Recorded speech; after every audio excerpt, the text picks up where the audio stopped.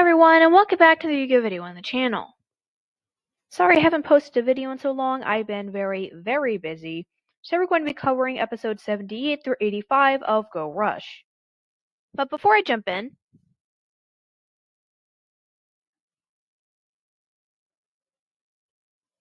the Galaxy Cup has just ended, and Chupataro runs up to the group, saying that Udice's Megchan impression from the Summon Champ boot camp has completely replaced the actual Megchan in his mind. By the way, I still continue to question who thought that episode was a good idea. Chupataro asks for the group's help in returning the real Megchan to his mind, so that's most of the episode. Really, the only thing that's relevant is that Yuhi realizes that they're trapped in a fictional world created by Kawaii, so now they need to figure out a way to escape. Honestly, I think we're all surprised that there was actually anything relevant at all, because we all thought it was just going to be a filler episode. I predict that we're going to get a lot more information on Kawaii in episode 79, especially since it's titled Kawaii Space Time. Will we finally get to see the creator in present day? Will the seal over Kawaii heart be broken? Will the group escape from the fictional world, or will others be pulled in to join them? We'll just have to wait and see. Jikai, Yu-Gi-Oh! Go Rush! But now, to the future for the episode 79 review. Well, that was pretty much a big fat letdown. Remember how I said the 79 would give us a lot on Kawaii? Yeah, apparently not. The whole episode was the group still being trapped in the fictional world and trying to get everyone to understand what was going on so that they could escape. Now, I knew they'd still be trapped, but I thought Kawaii would show up or something and we'd find out even more about him. But instead, the only relevant thing was the duel between Yumu and Manabu-chan, which actually has really good duel play by both duelists. Manabu-chan takes the first turn and immediately Maximum summons, because of course he does, then proceeds to equip the Maximum with Chemicalized Structure Force, which gives it an extra 300 attack for every face-up type in the field, and protects the Vocalized Phoenix from effect destruction. After taking 1000 damage due to the Maximum's effect, Yumu takes her turn and does the exact same play she did against Phaser by double equipping the opponent's Maximum with her own cards. One stops the Maximum from being destroyed in battle but lowers its attack by 1000, and the other stops the monster from using these effects and lowers its attack by another 1000. As Yumu puts it, she deals some damage and the Manabu-chan takes his turn, tributing his useless Maximum for a monster that pumps itself up to 4000 attack. Then summons another monster and equips it with a spell that makes it also 4000 attack. Manabu-chan now has 2 4K monsters in the field, and uses them to bring Yumu down to only 200 life points. But now it's Yumu's turn and the final turn of the duel. She performs a very clever maneuver in order to get around Manabu-chan's 4K monsters by flipping the non-equipped one face down and then face up again, reducing both monsters' attack down to 0, and proceeds to win the duel that way. Overall, very good plays by both duelists. Another thing I did like as well is the fact that this duel was kind of mirroring the Yumu Phaser duel, since, as I said before, Yumu did the exact same play with the double equip on the opponent's Maximum against Phaser. After the duel, Manabu-chan and Yondastar snap back to their senses, and they say to leave to them to return the MIK to normal. Episode 80 is getting Xion back to normal, so Yuhi ends up rush dueling him. Xion immediately fusion summons Deep Space Drago, but Yuhi pulls off a pretty good combo to allow Jointa Kiro to destroy it. Is what I would have said, but Xion plays his face down card to destroy Jointa Kiro. Yuhi's turn is done, but as soon as Xion's turn starts, Yuhi plays one of his face downs to send one of the Space Drago in Xion's hand to the graveyard, and then return Deep Space Drago to the extra deck. Despite losing one of his materials, Xion still manages to fuse and summons dual Space Drago. Its effect allows it to attack twice, bringing Yuhi's life points all the way down to 400. Yuhi of course turns around on his next turn, using his Maximum to win the duel.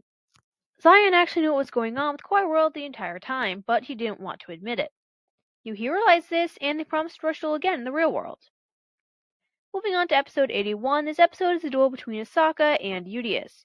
Kawaii and Asaka decide to test some weird invention things in Udius first, but the duel eventually begins. Asaka immediately summons her ace and activates a field spell. To everyone's surprise, it's Mutsuba Tower. Udius summons 3 of his aces and uses an equip spell on Vanishing Helico Riser. Everyone thinks Udius is about to go for an FTK, but Asaka plays her face down to destroy Oblivion and transmute Rhynak.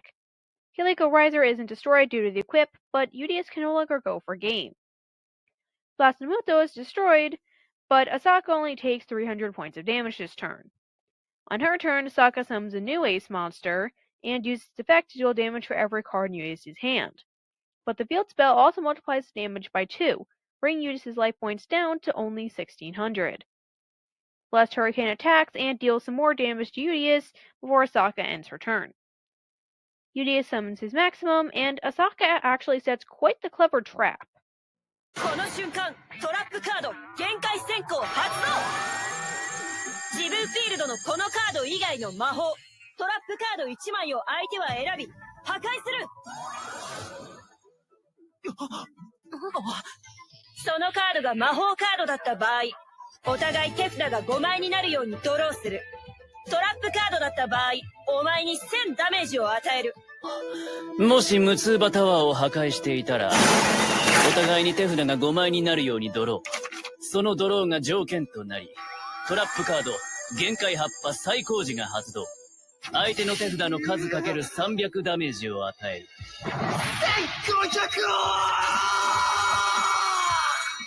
1500ダメージでユーディアスは負けていた。Eudice picks the correct card and so attacks for game. Everyone then realizes that Eudice doesn't actually fully understand Kawaii World since his badge is wrong. Moving on, episode 82 finally shows us what Zuijo has been up to. Remember how he owns a bakery? He's been running that with Denoa and Muta. Side note, I think it's pretty funny how Zuijo is described as taciturn. That word does describe him most of the time, but out of all the episodes to say that in, they picked the episode where he talks on the phone the entire time. Anyway, Denoa decides that she wants to take over the bakery, and ends up dueling Zuijo, who of course knows what's going on with Kawaii World. Zuijo has also realized that they're trapped in the forest, and that Denoa is unknowingly behind it. Back to the duel, Denoa summons 2 of Race Monster, and activates the field spell that boosts all Galaxy types except for those with the light or dark attribute. Which sounds like it's targeting Eudice and Zuijo's decks, but it's actually not. Since Earth, Fire, Water, and Wind are the attributes of Denoa's deck, she has those 4 in her deck, but no light or dark attribute monsters. It's Zuijo's turn, and he lowers the attack of Denoa's monsters, then summons Chrysor, whose effect allows it to attack 3 times. Chrysor destroys both Heaven Stars, then attacks Denoa directly, bringing her life points down to 1200. On Denoa's turn, she summons a new Ace monster, and uses its effect to boost her monster's attack even more. Then proceeds to do this. Yeah, so Denoa somehow manages to use Gerudo, Chrysor is destroyed, and Zuijo is out 900 life points. Zuijo activates his face down to bring Chrysor right back, albeit with 500 less attack, and Denoa attacks again. Chrysor is destroyed again, and Zuijo is at another 400. Denoa attacks for a 3rd time, this time directly, which brings Zuijo all the way down to a mere 300 life points. Zuijo then decides to start philosophizing in the middle of the duel. だが、ここはクワイドゥール地区。ディノアの庭も、ここにいる我も、すべて作り物だ。ならば、こうしてデュエルをし、戦略を練る我の思考はどこから来たのか。本当に我が考えた、我の考えなのか。我のターン、勝利を渇望した瞬間に、我の元にレクイエムが、いかにもここで使うべき流れ。だが、我らねじ曲げてみるか。運命とやろう。After all that, Zuijo uses his spell to send his hand, including Requiem, to the grave, and draw a new hand. He summons a new ace monster, Void of Elgelysium, and uses a really cool summon chant. Seriously, look at this. Denoa activates a trap to boost her monster's attack even more, but Zuijo activates Elysium's effect to flip War Turtle face down and boost Elysium's attack. Denoa's monster's attack also decreases since War Turtle is face down. Zuijo then uses an equip spell to allow Elysium to attack twice, which allows him to win the duel. With Denoa's defeat, the 3 of them are no longer trapped in the forest. Zuijo then leaves the bakery, and the last shot of the episode is Zuijo seeing the number 40 in the sky. Episode 83 is focused on Yuna, who in Kawaii World has married Yuka-chan and started a family. The main problem with this, besides the fact that obviously none of this is real, is that the babies, well, just see for yourselves. Eudice and Zuijo, especially Zuijo, being babies feels so wrong on so many levels. Anyway, Yuhi ends up dueling Yuna to snap her out of it so everyone can return to normal. Hang on. I didn't even notice this before. Yuna summons her ace and uses an equip spell to boost its attack before ending her turn. Yuhi also summons one of his aces and uses an equip to boost its attack, switches Celebros to defense, and lowers its defense to 0. Yuhi attempts to destroy Celebros, but Yuna activates a trap to return Yuhi's monster to his hand. Yuna summons 2 monsters, but Yuhi activates a trap to summon Tinplate Saurus back to the field and destroy Celebros. Yuna equips both her monsters to boost their attack, then activates the monster's effect to add an equip and fusion to her hand.